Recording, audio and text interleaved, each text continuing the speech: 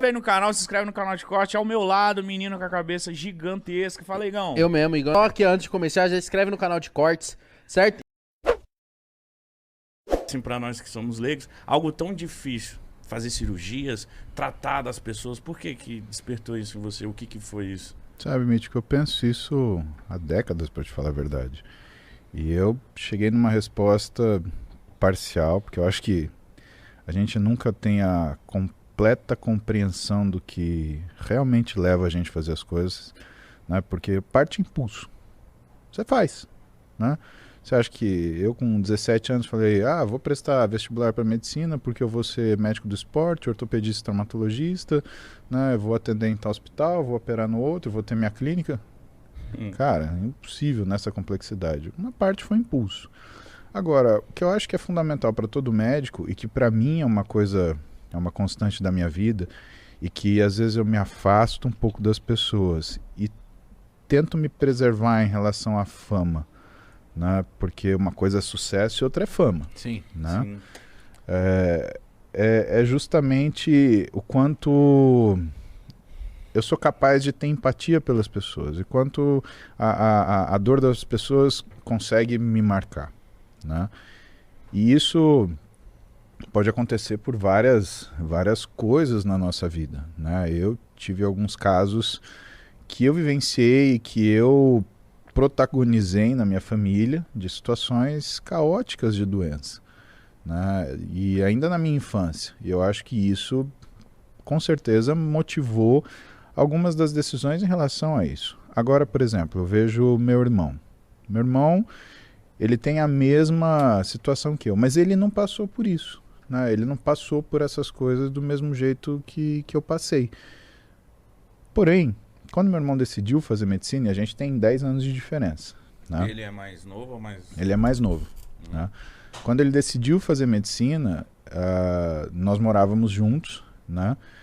A gente morava na casa do meu pai. Meus pais são separados desde que eu era molequinho, né? E meu pai, no segundo casamento dele, teve meu irmão, né? Com a Heloísa, que é uma mulher sensacional. É minha mãe também, né? Eu acho que eu tive essa sorte também, né? E o Guilherme, ele resolveu fazer medicina. Cara, eu assustei.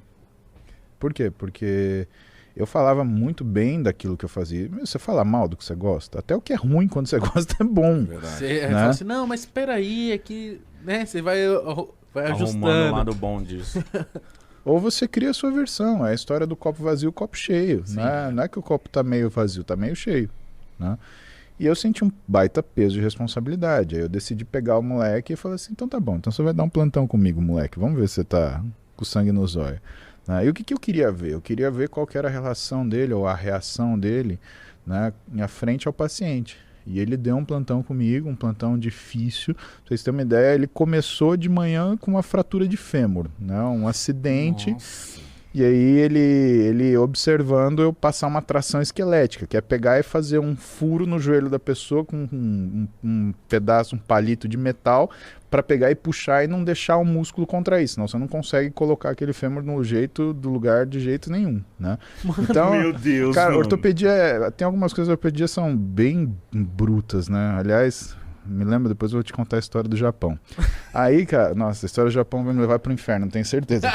Não, depois você contar isso aí, conta do Japão. E aí o Guilherme gelou, né? Mas ele segurou a onda, foi até o final. E aí, o que foi o breaking point, né?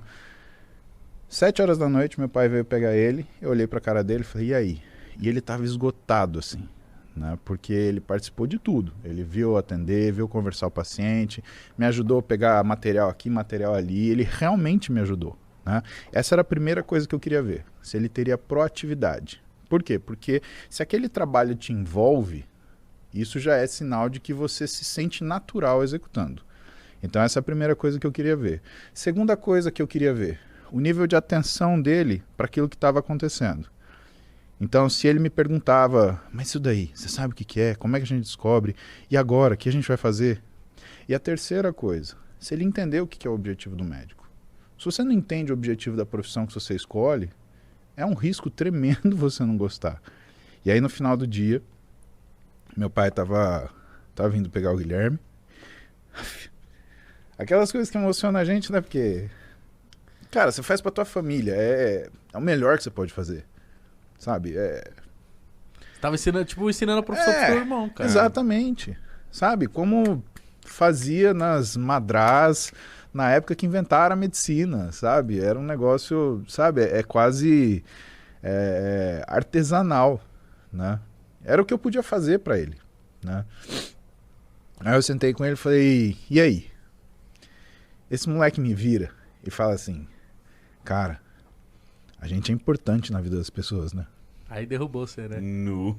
Eu parei, olhei pra cima. Sabe quando você para de escutar todo o resto, assim? Falei, puta, esse moleque entendeu. E por que ele entendeu? Primeiro, porque ele falou, a gente. Ou seja, ele já se colocou como um sujeito que lida com aquilo. Porra, isso é minha responsabilidade. E segundo, ele entendeu o objetivo dele, fazer diferença na vida do seu semelhante. Vai fazer medicina. Fez uma carreira maravilhosa, ele é um baita de um médico dermatologista, é um dos caras que mais manja de clínica que eu conheço. Assim, nível professor meu de clínica é o Guilherme. Então, sorte dos meninos da Santa Casa que pode ter ele como preceptor, porque ele é foda, meu.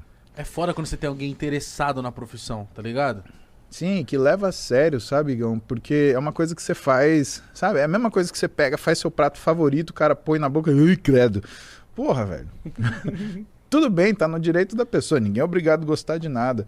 Mas, pô, quando a pessoa gosta, pô, você fica feliz pra caramba. E hoje eu vejo o Guilherme assim como um dos melhores médicos que eu conheço, sem dúvida nenhuma, né? Eu coloco ele do lado de alguns professores meus de clínica médica, de tão bom que ele é. E me sinto feliz por quê? Porque eu fui o cara que, sabe, eu podia fazer isso. Meu pai é físico, né? Ele é de outra área, o negócio dele é cálculo daquelas coisas que a gente não faz ideia do que é. Seu pai é físico. Entendeu? Físico. O que um físico faz? Cara, é um tipo de loucura profissional, sabe, cara? Porque ele tira umas coisas da sacola, tipo, ele fala assim, olha, veja bem, um elétron, ele é um objeto que quando você coloca no espelho, ele gira pro mesmo lado. Eu falei, oi? Sabe? E meu pai é o cara... Eu imagino um físico, o que eu imagino? Um cara muito inteligente. Com o cabelo bagunçado. Sabe Ele tá sempre a milhão. Sempre assim, ó. Tá vendo? Você já tem desculpa pro teu cabelo bagunçado. Você fala, não, esse é o meu nível de inteligência que é aumentado. Acabou. Essa é uma desculpa boa.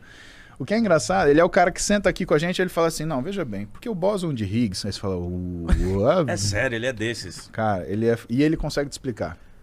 Ah, isso é da hora. Cara, ele consegue sentar e te explicar. Conversa da gente, por exemplo, a gente senta pra jantar. O que a gente discute? A gente discute essas maluquices, fala, pô, mas...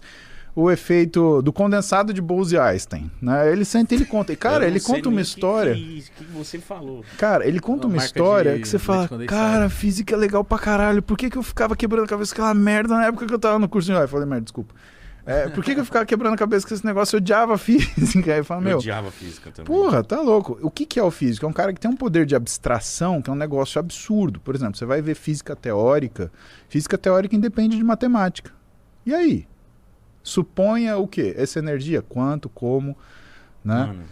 Tenta imaginar uma outra coisa. Por exemplo, quando você... Entenda que a escala, ela manda na nossa vida e no universo. Então, se você está falando num tamanho, por exemplo, de universo, planetas, é uma coisa. Se você está falando no tamanho de pessoas, é outra coisa. Uhum. E se você está falando no tamanho de um átomo, é uma coisa completamente diferente, não tem nada a ver. Uhum. Vou tentar te dar um exemplo disso, né? Que foi meu pai que explicou. Ele falou, se eu pegar caldo de cana, eu faço álcool, não faço? Faz. Mas você consegue fazer álcool com uma gota de caldo de cana? Acho que não, né? Por que é caldo de cana? Acho que consegue, mas numa proporção diferente. Será que você consegue? Com o instrumento que você tem? E aí? Eu acho que consegue. Eu não sei o porquê, mas eu acho que sim. Outras gotas do que precisa... Tá bom, então vamos para outro exemplo. Você é feito de átomo, tudo bem. Ok, isso você lembra do colégio, beleza. Sim. Átomos são regidos por interações fortes eletromagnéticas e elétricas. Isso eu já certo? não lembrava. Pois bem. Vai com calma. Agora, se você tem átomos que reagem entre si, né? Então você tem lá, né, o elétron, o próton, e eles têm uma rotação, eles têm uma força de atração. Por que, por exemplo, quando eu encosto a mão nessa mesa, o átomo que compõe a pele da minha mão não interage com o átomo da madeira da mesa? Isso que eu fico besta, quando eu descobri que a gente não encosta em nada. A gente não encosta em nada. Eu vi essa porra. E como que a gente consegue pegar? Você entendeu? Sendo que a gente não encosta. Esse é o problema da escala. Então, quando você olha as coisas em escala, tudo muda. E o que é o físico? O físico é o cara que consegue enxergar essas coisas com clareza para ele conseguir postular o que são as leis que regem o universo. Tem coisa que até hoje a gente não sabe, talvez que a gente não tenha tecnologia para saber. Mas meu pai, o que ele fala? Ele fala que a maioria da física, 99%, foi descoberta até 1960. O resto é só aplicação daquilo que foi entendido, que foi ajustado. E, cara, se imagina, se a gente tem dificuldade para entender o que os caras entenderam em 1960, imagina os caras que estão aí hoje. É uma conversa de maluco, né? De louco, né? Mas aí ele é o quê? Ele é professor? O que ele faz? Vem no canal, se inscreve no canal de corte. Ao meu lado, menino com a cabeça gigantesca. Fala, Igão. Eu mesmo, Igão. Só que antes de começar, já inscreve no canal de cortes, certo?